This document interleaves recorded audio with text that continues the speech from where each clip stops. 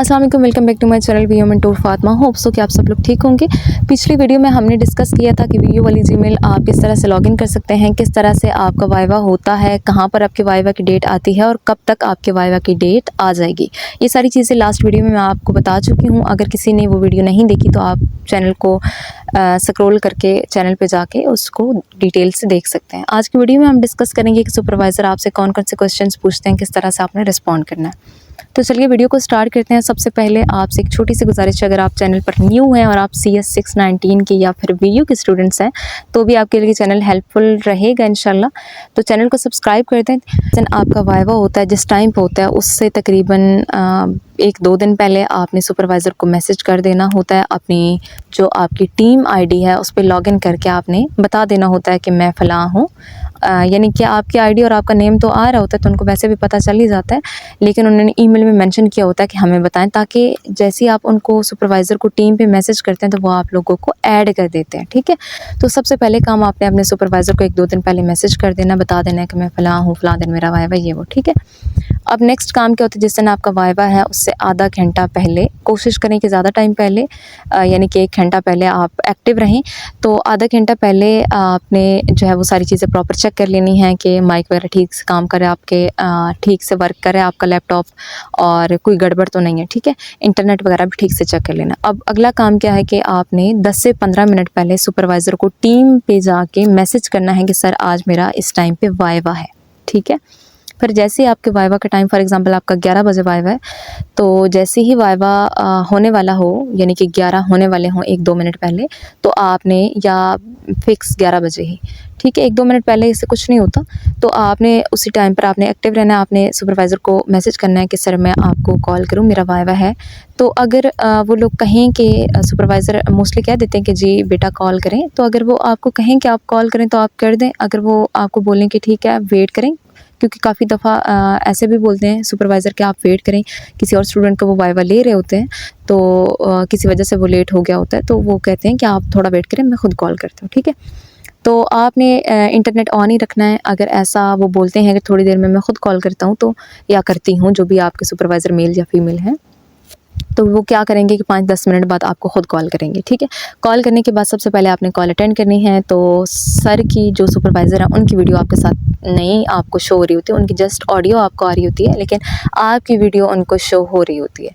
ठीक है, तो कैमरा ऑन होता है। अब क्या होता है कि जैसे ही आपने उनकी कॉल पिक की, वो सबसे पहले आपको सलाम करेंगे कि कैसे हैं बेटा आप, ये वो। तो इस तरह से वो सलाम दुआ करते हैं। फिर वो कहेंगे कि बेटा आप स्क्रीन शेयर करो। स्क्रीन शेयर करने के हवाले से पहले आपने यूट्यूब पे जाके उसको डिटेल से देख लेना कि किस तरह से स्क्रीन शेयर करते हैं। अगर आपको उसके हवाले से नहीं पता, वैसे इतनी मुश्किल नहीं होती। स्क्रीन शेयर वाला ऑप्शन आ रहा होता है, आप जैसे उस पर क्लिक करते हैं तो आपकी जो स्क्रीन होती है लैपटॉप की, वो सुपरवाइज़र को शो होना शुरू हो जाती है। फॉर एग्ज़ाम्पल अब अगर आप ने स्क्रीन शेयर की हुई, उसके बाद आप कुछ भी कोडिंग में चेंजेस कर रहे हैं या कुछ भी कर रहे हैं तो वो सुपरवाइज़र को शो होगा। ठीक है, तो आपने सारा इंटरनेट वगैरह भी चेक किया हुआ, आपने सारी चीज़ें चेक की हुई हैं। आपने जो अपना प्रोजेक्ट है वो भी पहले से रन करके रखना है। तो जैसे ही आपको सर कहेंगे कि आपने जो है वो स्क्रीन शेयर करें, तो आप जैसे ही स्क्रीन शेयर करेंगे, आपने जो अपना प्रोजेक्ट ओपन किया होगा तो वो सर को प्रोजेक्ट शो होना स्टार्ट हो जाएगा। वो उनके साथ स्क्रीन ज़ाहिर शेयर हो जाएगी तो वो उनको देख रहा होगा। तो वो पूछेंगे कि ठीक है बेटा अब आप अपना प्रोजेक्ट का नाम बताओ और एक्सप्लेन करो कि आपने प्रोजेक्ट क्या बनाया है। ठीक है, जैसे आपसे ये पूछें तो सबसे पहले आपने बताना है कि सर मेरे जो प्रोजेक्ट है इसका ये नाम है, इसमें मैंने ये टूल्स यूज़ किए हैं, जो भी आपने लैंग्वेज यूज़ की है, PHP है या जो भी है, फ्रंट एंड के लिए कौन सी है, बैक एंड के लिए कौन सी है, डेटाबेस वगैरह। या फिर बाज़ दफ़ा वो पूछ लेते हैं मखसूस वो लैंग्वेज पूछ लेते हैं। फॉर एग्जांपल वो अगर कहें कि फ्रंट एंड के लिए कौन सी लैंग्वेज यूज़ की, तो फिर आपने वो बताना है। अगर वो नहीं करते तो फिर आपने सारी टूल्स वगैरह सारे बता देने कि मैंने ये टूल्स यूज़ किए हैं, मेरे जो प्रोजेक्ट है इसका ये नाम है, ये काम करता है, इसमें इतने जो है वो यूज़र्स हैं। ज़्यादातर 2 या 3 यूज़र ही होते हैं, लेकिन आपके प्रोजेक्ट के लिहाज से आपने बताना है जितने भी आपके यूज़र हैं प्रोजेक्ट में उनका आपने बताना है। तो नॉर्मली ये होता है कि डिज़ाइन फेस वाइवा में वो इतना डिटेल से नहीं पूछते हैं। ठीक है, आपने तो 3 चीज़ें आप बताएंगे कि मेरे प्रोजेक्ट का नाम क्या है, ये लैंग्वेजेस मैंने इसमें यूज़ की हैं, और इसके अलावा जो है ये मेरा प्रोजेक्ट जो है बेसिकली ये काम करता है और इसमें इतने यूज़र्स हैं। ये 3-4 बातें आप बोलेंगे। थोड़ा सा आपने वैसे सर्च कर लेना है कि मेरा प्रोजेक्ट क्या काम करता है डिटेल में ना, कि क्या काम करता है और किस तरह से इसका मज़ीद बेटर किया जा सकता है। तो ये चैट GPT से आपने पूछ लेना, वो आपको काफ़ी डिटेल में समझा देंगे। तो हम ज़्यादा डिटेल में नहीं जाएंगे, काफ़ी सारी चीज़ें आगे डिस्कस करने वाली हैं। तो सबसे पहली बात कि 2-3 चीज़ें आप बताते हैं तो वो खुद ही आपको स्टॉप कर देते हैं, बोलते हैं कि ओके, आपको कहेंगे कि आप जो है वो यूज़र लॉगिन करके दिखाएँ। कोई भी यूज़र है, फॉर एग्ज़ाम्पल डॉक्टर है या एडमिन है या कोई भी है, तो वो कहेंगे कि इसको लॉगिन करके दिखाएँ। आपने लॉगिन करके दिखाएँगे तो फिर आपसे कुछ भी पूछ लेंगे। फॉर एग्ज़ाम्पल जैसे ही वहाँ पे ईमेल लिखा होता है तो वो आपसे गलत डेटा एंटर करवाते हैं। अब ईमेल में @ आता है, तो जो गूगल होता है या मोबाइल को उसको पता होता है, लैपटॉप को, कि यहाँ पर जो है वो @ अगर नहीं आएगा तो वो आपको एरर देगा। आप कभी भी मोबाइल पे भी चेक करना, अगर आपको लिखा है कि आप जो है वो यहाँ पर ईमेल एंटर करें और आप ईमेल की बजाय सिर्फ अपना नाम लिख देते हैं तो वो एरर आ जाता है कि इनवैलिड है, ये ईमेल नहीं है। वो उसको कैसे पता चलता है? क्योंकि उसमें @ नहीं होता, डेटा टाइप से उसको पता चल रहा होता है ना, जिस तरह से उन्होंने डेटा टाइप रखी होती है। तो वो क्या करते हैं कि जानबूझकर उल्टी चीज़ एंटर करवाते हैं, फिर पूछते हैं कि ये यहाँ पर एरर क्यों आ रहा है।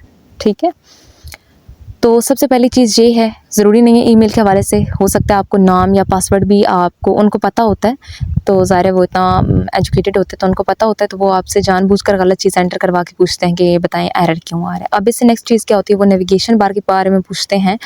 तो वो फॉर एग्ज़ाम्पल नेविगेशन बार का ब्लू कलर, तो वो बोलेंगे ब्लू कलर की ये जो पट्टी नज़र आ रही है इसका नाम क्या होता है, इसको क्या बोलते हैं। अब जब आपने ये बताया कि इसको नेविगेशन बार बोलते हैं, फिर बोलेंगे कि अच्छा ठीक है, इस नेव बार, इसको शॉर्ट फॉर्म में नेव बार भी बोलते हैं। तो फिर आपसे क्या कहेंगे कि अच्छा ये नेव बार का आप ना कलर चेंज कर दे, या इसका जो टेक्स्ट है उसका कलर चेंज कर दे।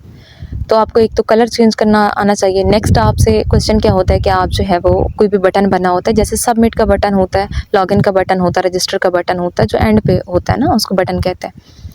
तो अगर बटन बना होता है तो वो क्या कहते हैं कि बटन का या तो नाम चेंज कर दें, लॉगिन के बजाय आप रजिस्टर रख दें, या सबमिट कर दें, या कुछ भी स्टॉप कर दें, ओपन रख दें, कुछ भी रख दें। तो आप या तो उसका नाम चेंज करते हैं या फिर बोलते हैं कि ये जो बटन है इसका कलर चेंज कर दें। ये 2 चीज़ें होती हैं। या फिर आपको बोलते हैं कि कोई एक नया बटन क्रिएट करके बताएं, या फिर नया जो एक टेक्स्ट बॉक्स है वो क्रिएट करके दिखाएं। तो इस तरह की नॉर्मली चीज़ें आपसे पूछते हैं, इतना मुश्किल चीज़ें नहीं होती हैं। इसके अलावा ये क्वेश्चन कर चुके हैं तो देन आपसे ओपन करवाते हैं कोई भी फ़ाइल। ठीक है, आपसे फ़ाइल ओपन करवाते हैं और आपको आपसे कोई भी कोड पूछ लेते हैं, इस कोड का क्या मतलब। फॉर एग्ज़ाम्पल आपसे उन्होंने एक फ़ाइल ओपन करवाई है, उस फ़ाइल के या तो वो स्टार्ट से भी पूछ सकते हैं। ये हर सुपरवाइज़र की ना अपनी एक होती है, स्टूडेंट की नॉलेज को बेसिकली चेक करने का एक हर किसी का अपना मेथड होता है। वो कोई स्टार्ट से पूछ लेते हैं, कोई आपको बोलते हैं कि थोड़ा स्क्रॉल करें, फ़लाँ लाइन से आप स्टार्ट करें कि फ़लाँ लाइन का क्या मकसद है। कोई ऐसे करते हैं कि 1-2 लाइन दरमियान से उठा के पूछ लेते हैं कि इसका क्या मकसद है। या फिर अगर कोई इस तरह का आपने कोई कंडीशन वगैरह यूज़ की हुई है तो लूप्स वगैरह के हवाले से, तो वो आपसे चीज़ें वो लोग पूछ लेते हैं। वाइवा तकरीबन आपका 10 से 15 मिनट का होता है, बहुत ज़्यादा हो जाए तो भी 20 मिनट का, इससे ज़्यादा वाइवा आपका नहीं होता है, बस इतनी टाइम का होता है। लेकिन जो सुपरवाइज़र होते हैं ज़ाहिर है वो इतना एजुकेटेड होते हैं, तो वो 10-15 मिनट बहुत चीज़ है, वो 5 मिनट नहीं 2 मिनट में भी वो चेक कर लेते हैं स्टूडेंट की नॉलेज को, और उनको पता चल जाता है कि इस बंदे ने खुद प्रोजेक्ट बनाया या किसी से बनवाया है, और इसको किस हद तक नॉलेज है अपने प्रोजेक्ट के हवाले से। तो आपने इन चीज़ों को ध्यान से देखना है। सबसे पहले आपने ये देख लेना है कि आप सुपरवाइज़र ने आपको जो दी थी फ़ाइल कि ये चीज़ें आपने बनानी है, उसमें फंक्शनल रिक्वायरमेंट और नॉन फंक्शनल रिक्वायरमेंट कौन सी है, आपका प्रोजेक्ट क्या करता है, इसमें यूज़र्स कितने हैं, टेक्स्ट बॉक्स कैसे बनाते हैं, फॉर्म्स कैसे बनाते हैं, इनके कलर कैसे चेंज करते हैं, नेविगेशन बार के कलर कैसे चेंज करते हैं, और कोड्स में किस लाइन का क्या मकसद है। तो टोटली ये चीज़ें आपने याद करनी है। लेकिन अगर इसमें कोई भी मिस्टेक होगी तो ज़ाहिर है फिर वो मज़ीद क्वेश्चन करते हैं, और फिर जो है वो स्टूडेंट्स को आ नहीं रहे होते, और अक्सर स्टूडेंट्स का ये वाइवा फ़ेल हो जाता है। और अगर ये वाइवा खुदा न खास्ता किसी का फ़ेल हो जाता है तो फिर उनके 2 सेमेस्टर जो है वो ज़ाया होते हैं। सो बेस्ट ऑफ लक, बहुत अच्छी सी तैयारी आप सब लोगों ने करनी है। अगर किसी का कोई भी क्वेश्चन हो, कोई भी क्यूरी हो, तो आप चैनल के अबाउट सेक्शन में जाके व्हाट्सएप कम्युनिटी का लिंक ज्वाइन करके वहाँ पर भी हमें इनबॉक्स कर सकते हैं, या फिर आप लोग जो है वो कमेंट बॉक्स में भी जो आपका क्वेश्चन है वो आप लोग पूछ सकते हैं। चैनल को सब्सक्राइब कर दें अगर आपको आज की वीडियो हेल्पफुल लगी है, and thank you so much for watching.